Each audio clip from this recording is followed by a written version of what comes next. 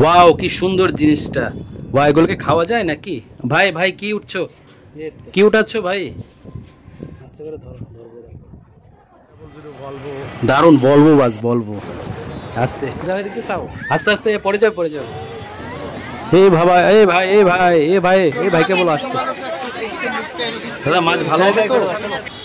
নমস্কার বন্ধুরা, আমি বাপন আর আপনাদের সামনে আরেকটা ব্র্যান্ড নিউ ভিডিও নিয়ে চলে এসেছি। আমরা দেখিয়েছিলাম যে দীঘা আমরা কি করে গেছিলাম, হোটেল সব কিছু দেখিয়েছি। আপনারা যারা যারা না দেখে থাকেন ওরা অবশ্যই আমার চ্যানেলে গিয়ে অবশ্যই দেখে নেবেন, আর দয়া করে আমার চ্যানেলটাকে সাবস্ক্রাইব করে দেবেন। তো আমরা দীঘা যেদিন আসলাম ওই দিন রেস্ট করলাম, রেস্ট করে সন্ধ্যায় একটু বেরিয়েছি। তারপর দিন মানে দ্বিতীয় দিনে আমরা সকাল 7টায় বেরিয়ে গেছি, নিউ দীঘা থেকে চলে এসেছি এই যে মোহনা সি বিচে। এই দেখুন জলের কি উচ্ছ্বাস, বাবা দারুণ দারুণ। এটা হলো মোহনা সি বিচ। আপনারা নিউ দীঘা যদি থাকেন অটো দিয়ে চলে আসতে পারেন। অটো ভাড়া 80 বা 90 বা 100 টাকার মধ্যে আপনারা পেয়ে যাবেন যদি নিউ দীঘাতে থাকেন। এ হলো দেখুন কি জলের কি রাশি।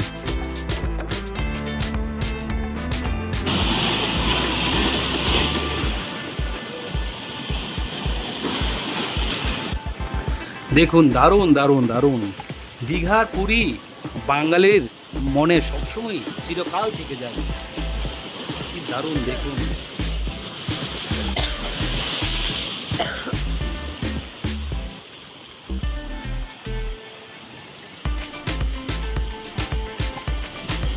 দেখুন দূরে দাঁড়িয়েছে, আমরা ওই দিকটায় গেছিলাম কিন্তু বেশি ঢেউ হওয়াতে আমরা এই দিকটায় চলে আসছি। ওই দিকটা একটু বিপজ্জনক জোনে চলে গেছিল, তার জন্য আমরা এদিকে আছি। কিন্তু অনেক লোক এই দেখুন এখনো দাঁড়িয়ে আছে ওই দিকটা। দেখুন অপরূপ দৃশ্য। আপনারা যারা দীঘায় ঘুরতে আসবেন অবশ্যই মোহনা সি বিচ দেখবেন, আর দেখবেন ওই দিককার জেলেরা যে মাছ ধরে। তো আপনারা সকাল সকাল চলে যাবেন, 5টা 6টা বা 7টা এর মধ্যেই আপনারা চলে যাবেন। তো মাছ ধরার দৃশ্যটাও দেখতে পারবেন। আমাদের যেতে একটু দেরি হয়ে গেছে, 7:30 থেকে 8টার মধ্যে আমরা চলে গেছিলাম। তো মোহনাতে আপনারা অবশ্যই যাবেন এই অপরূপ দৃশ্য দেখতে।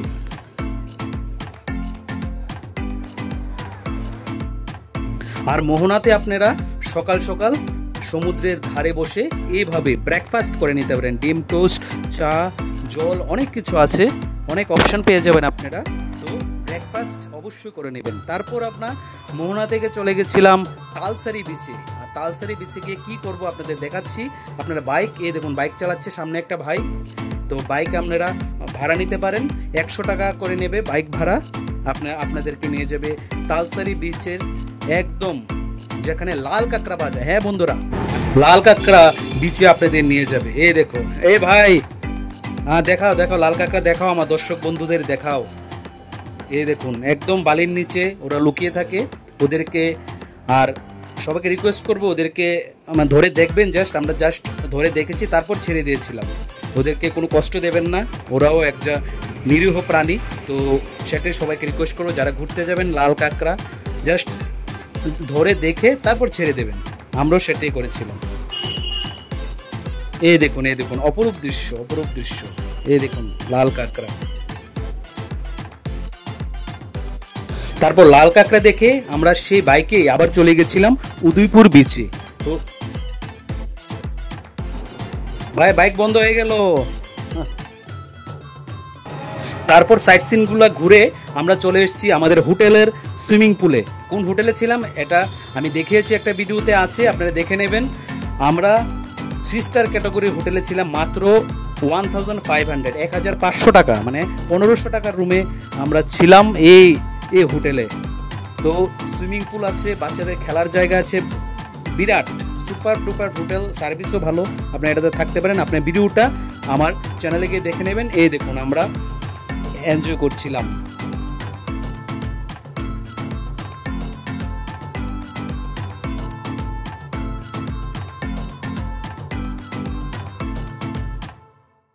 বিকাল টাইমটা আপনার বিকালবেলাটা এভাবেই আপনারা সুইমিং পুলে কাটিয়ে দিতে পারেন।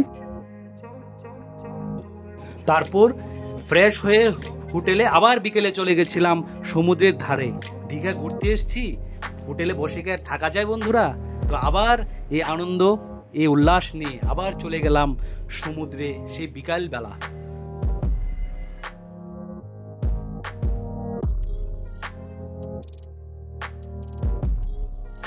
আর পিউ কিন্তু খুব এক্সাইটেড, কারণ ও প্রথমবারই কলকাতা গেছে, আর প্রথমবারই দীঘা গেছে, আর প্রথমবারই সমুদ্র দেখেছে জীবনে।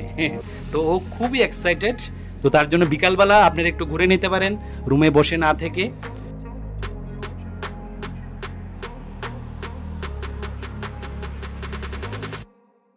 তারপর সন্ধ্যা হওয়ার আগেই আমরা চলে গেছিলাম হোটেলে। তারপর ফ্রেশ ট্রেশ হয়ে রেস্ট করে হোটেল থেকে, এই দেখুন হোটেল লিফট, হোটেল থেকে আমরা নিচে নেমে আসলাম। আমাদের 3rd ফ্লোরে আমরা ছিলাম হোটেলের। আপনারা বারবার বলছি হোটেলের ভিডিওটা অবশ্যই দেখে নেবেন, আর দীঘা গেলে এই হোটেলেই থাকবেন। দারুণ হোটেল, আপনারা আগে থেকে বুক করবেন তাহলে 1500 মানে 1500 টাকার রুমটা আপনারা অবশ্যই পেয়ে যাবেন। খুব দারুণ হোটেল। তারপর আমরা নেমে গেলাম। এখন যাব আমরা দীঘার সমুদ্রের পাড়ে। তো সমুদ্রে সি ফুড খাবো। এই বন্ধুরা, দিনের বেলা দীঘার সমুদ্র যেমন সুন্দর লাগে, রাত্রে তার থেকেও আরও বেশি সুন্দর লাগে। আর এই দেখুন, আপনারা এরকম সামনে একটা ভাই দাঁড়িয়ে আছে, এরকমভাবে প্লিজ আমি রিকোয়েস্ট করবো আপনারা দাঁড়াবেন না, অনেক রিক্সি হয়ে যায়। উপরে দাঁড়াবেন, উপরে বসে আপনারা সমুদ্রের অনুভব করবেন। উপরে বসে খাওয়া দাওয়া করুন, সমুদ্র উপভোগ করুন। নিচে নামার তো আমার মতে কোনো দরকারই হয়নি। তারপর সমুদ্র দেখতে দেখতে আর খালি পেটে কি থাকা যায়? মাছের গন্ধ, মাছ ভাজার সেই অপরূপ গন্ধ যে ভেসে আসছে আমাদের নাকের মধ্যে।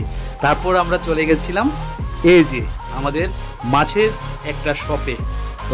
আর এখানে মাছের অনেক আইটেম পাওয়া যাবেন, কাঁকড়া, ভেটকি মাছ, পার্শে মাছ, চিংড়ি মাছ, অক্টোপাস, অনেক অনেক আইটেম আছে। প্লাস এখানে আপনারা চিকেনও পেয়ে যাবেন। সব আপনাদেরকে ফ্রাই করে দাদারা সুন্দর করে দেবে।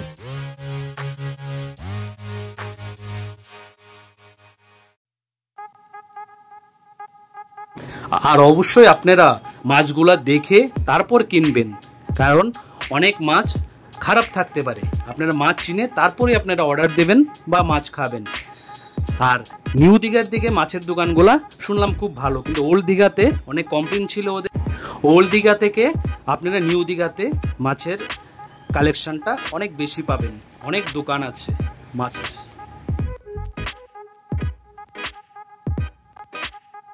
আর আমরা খেয়েছিলাম ছোট চিংড়ি মাছ, এক প্লেট নিয়েছিল 50 টাকা। আর খেয়েছিলাম বড় মাছ। আমরা সমুদ্রের পাড়ে বসে অনেক এনজয় করে আমরা খেয়েছি। দীঘাতে অনেক এনজয় করার পর তৃতীয় দিন আমরা সকাল 7:30টায় 22898 কান্ডারি এক্সপ্রেস করে আবার দীঘা স্টেশন থেকে হাওড়ার উদ্দেশ্যে রওনা দিয়ে এলাম। তো এই আর যেতে যেতে দেখলাম এই অপরূপ দৃশ্য। আমরা যাওয়ার সময় গেছিলাম বাসে, আর দীঘা থেকে ফেরার সময় হাওড়া এসেছিলাম ট্রেনে। আমার মতে আপনারা এরকমভাবেই যাবেন, যাওয়ার সময় যাবেন বাসে আর আসার সময় আসবেন ট্রেনে। তো আপনারা এরকমভাবে যদি যান তাহলে দুভাবেই আপনাদের এক্সপিরিয়েন্স করতে পারবেন আর ভালো লাগবে। আর ট্রেনে আমরা তেমন কিছু খাইনি, জাস্ট হালকা কিছু খেয়েছিলাম, কারণ 2.5-3 ঘন্টার মধ্যেই আমরা হাওড়াতে পৌঁছে যাব। তো আমাদের প্ল্যান যে হাওড়া গিয়ে যখন হোটেলে উঠবো, হোটেলে আমরা ভাত খাওয়া দাওয়া করবো, তার জন্য আমরা ট্রেনে কিছু খাইনি। তো আপনারা বেশি সময়ের জার্নি না, আপনারা যদি ট্রেনে না খেতে চান অবশ্যই না খেয়ে থাকতে পারেন। আর অপশান আছে, আপনারা ইচ্ছা করলে খেতেও পারেন।